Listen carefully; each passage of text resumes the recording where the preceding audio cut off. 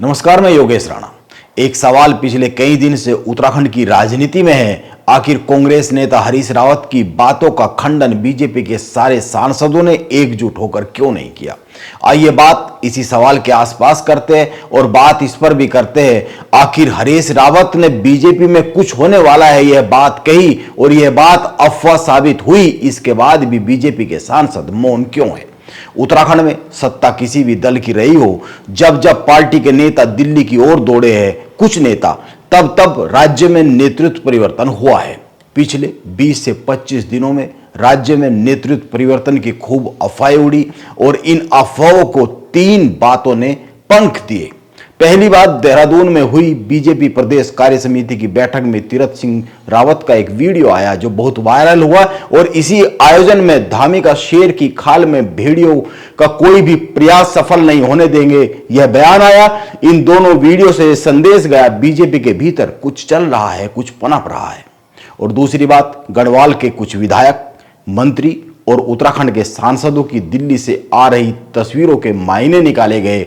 इन तस्वीरों पर मीडिया में छपी खबरें और कुछ प्रमुख अखबारों में छपे कॉलम, इन तस्वीरों और खबरों ने माहौल बनाया बीजेपी में कुछ बड़ा होने वाला है। और तीसरी बात, इन चर्चाओं की आग में घी का काम किया हरीश रावत की एक पोस्ट ने, जो उन्होंने दिल्ली से आकर लिख दी। हालांकि ये सारी अफवाहें कोरी बकवास निकली। कुछ ऐसा ही बीजेपी प्रदेश प्रभारी दुष्यंत गौतम ने भी कहा। उन्होंने इन बातों को कोरी बकवास करार दिया। लेकिन बीजेपी में नेतृत्व परिवर्तन की इन चर्चाओं ने कई सारे सवालों को जन्म दे दिया। पहला सवाल तो यही, ये सब मनगढ़ंत चर्चाएं आखिर कहां से शुरू हुई? और दूसरा सवाल, इन चर्चाओं से बीजेपी को उत्तराखंड में किस तरह का और क्या नुकसान हो सकता है आने वाले समय में? और तीसरा सवाल, जो लोग इन चर्चाओं को रोक सकते थे वो आखिर चुप क्यों रहे? हरीश रावत ने बीजेपी के सांसदों पर आरोप लगाए सीधे सीधे कि बीजेपी के सांसद दबाव बना रहे हैं, घेराबंदी कर रहे हैं, लेकिन बीजेपी के सांसदों ने एकजुट होकर हरीश रावत की बात का खंडन नहीं किया। नैनीताल उधम सिंह नगर लोकसभा सीट से सांसद अजय भट्ट का जवाब आया जब पत्रकारों ने उनसे सवाल किया, लेकिन आप उसे एक गंभीर जवाब नहीं कह सकते। उनके जवाब पर बात करेंगे इसी वीडियो में। पिछले माह 10 जुलाई को पूर्व केंद्रीय मंत्री रमेश पोखरियाल निशंक दिल्ली में बीजेपी के राष्ट्रीय महामंत्री संगठन बीएल संतोष से मिले। वैसे तो वो अपनी लिखी एक किताब भेंट करने के लिए गए, लेकिन इस मुलाकात से चर्चाओं का बाजार उत्तराखंड में गर्म हुआ। चर्चाएं शुरू यहीं से हुई।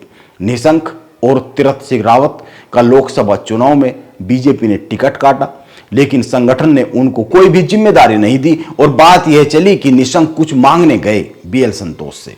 इसके बाद जब देहरादून बीजेपी की प्रदेश कार्य समिति की बैठक हुई, इसमें तीरथ सिंह रावत का वीडियो सामने आया, वायरल हुआ और इसी आयोजन से धामी ने कहा वो शेर की खाल में मौजूद भेड़ियों की कोई कोशिश सफल नहीं होने देंगे। इसके बाद दिल्ली से आने वाली तस्वीरों की लाइन लग गई। गढ़वाल से आने वाले कई मंत्री सांसदों की खूब तस्वीरें आई। प्रधानमंत्री नरेंद्र मोदी और गृह मंत्री अमित शाह के साथ कई नेताओं की तस्वीरें आई। धन सिंह रावत, तीरथ सिंह रावत, नरेश बंसल, त्रिवेंद्र सिंह रावत प्रधानमंत्री से मिले, कई सारे लोग गृह मंत्री से मिले और भी बहुत सारी तस्वीरें आई। ये तस्वीरें सोशल मीडिया पर वायरल हुई और इन तस्वीरों से वो चर्चाएं पैदा हो गई उत्तराखंड में जो हकीकत में कहीं पर भी नहीं था, यानी अफवाह पैदा हुई। उत्तराखंड में नेतृत्व परिवर्तन की अटकलें लगने लगी। बड़े अखबारों में इन अटकलों पर खबरें लिखी जाने लगी, कॉलम लिखे जाने लगे, मीडिया में खबरें आने लगी। लेकिन आश्चर्य की बात यह रही, इतना सब होने के बाद भी जिन सांसदों और मंत्रियों की तस्वीरों से अफवाहों को बढ़ावा मिला, उन सांसदों का एकजुट होकर इन अफवाहों के खिलाफ कोई बयान नहीं आया। हरीश रावत ने जब लिखा वो दिल्ली में सूंघकर आए हैं, बीजेपी में कुछ ना कुछ होने वाला है, सांसद दबाव बना रहे हैं, इसके बाद भी बीजेपी के सांसदों का एकजुट होकर कोई बयान नहीं आया। उत्तराखंड के सारे सांसद अपने अपने सोशल मीडिया पेजों पर यह तो लिख ही सकते थे उत्तराखंड में धामी सरकार अच्छा काम कर रही है। ये जो बातें चल रही है सारी कोरी बकवास है, अफवाह है जो कांग्रेस नेता हरीश रावत फैला रहे हैं। इन अफवाहों का प्रदेश में बीजेपी के कार्यकर्ताओं पर विपरीत असर पड़ने का खतरा पैदा हुआ है। इसके बाद भी सांसदों का एक भी एकजुट होकर बयान नहीं आया। हरीश रावत के बयान पर कोई प्रतिक्रिया नहीं आई। जब हरीश रावत द्वारा कही गई बातों और प्रदेश में चल रही चर्चाओं पर बीजेपी के नैनीताल उधम सिंह नगर से सांसद अजय भट्ट से पत्रकारों ने बात की तो उन्होंने बहुत ही कमाल का उत्तर दिया। आप पहले उनका उत्तर सुनिए, उसके बाद इस पर बात करते हैं। कोई दोष है क्या? मिलना मना है? ऐसा कभी नहीं हुआ कि लगातार मिलने जाएं।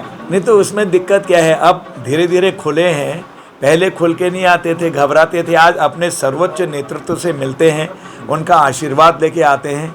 आपने देखा गुरु पूर्णिमा के दिन सब लोग गुरु के पास जाके चरणों में प्रणाम करते हैं। रोज़ थोड़ी जाते हैं, साल में एक बार जाते हैं। तो उसी तरह से सब लोग मिल रहे हैं, इसको अन्यथा नहीं सोचना चाहिए। कहीं से कहीं तक कोई ऐसी बात नहीं है। ये अच्छी बात है कि हमारे लोग पहले से घबराते थे, क्या कहेंगे, लेकिन जाते हैं बेहतरी के लिए, अपने विभागों का काम मांग के ला रहे हैं और माननीय मुख्यमंत्री जी के थ्रू भी भेजते हैं, स्वयं भी जाते हैं। अजय भट्ट कह रहे हैं मंत्री अब धीरे धीरे खुल रहे हैं, पहले घबराते थे, अब घबराना मंत्रियों ने बंद कर दिया है। अजय भट्ट को यह भी बताना चाहिए पहले मंत्री क्यों घबराते थे और अब क्यों घबराना बंद कर दिया। पहले क्यों सारे प्रस्ताव सीएम के माध्यम से ही जाते थे, अब क्यों अपने विभागों के प्रस्ताव लेकर सीधे जाने लगे हैं। क्या बीजेपी में कोई कल्चर बदल रहा है? हालांकि जब सीएम धामी और सांसद अनिल बलूनी की दिल्ली से तस्वीर आई तो बहुत से अफवाहबाजों के मुंह बंद हो गए, लेकिन यह तस्वीर कुछ पहले भी आ सकती थी। आप गौर कीजिए, अब आने वाले समय में केदारनाथ विधानसभा सीट पर उपचुनाव होना है।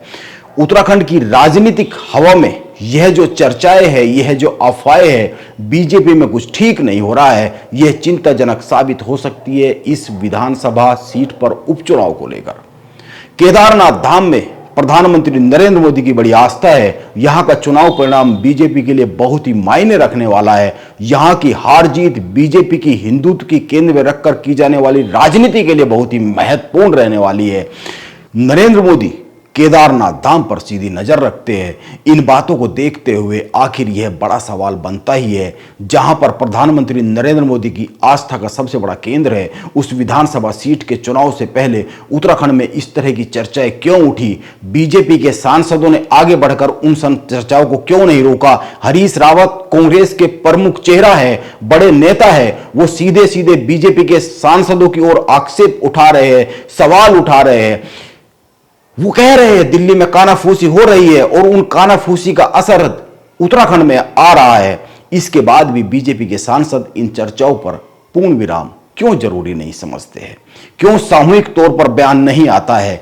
क्यों मुख्यमंत्री पुष्कर सिंह धामी की सरकार को लेकर जो बातें हो रही है उसके खिलाफ क्यों अपनी बात नहीं रखते हैं? हरीश रावत का कहना है बीजेपी के सांसद दबाव बना रहे हैं।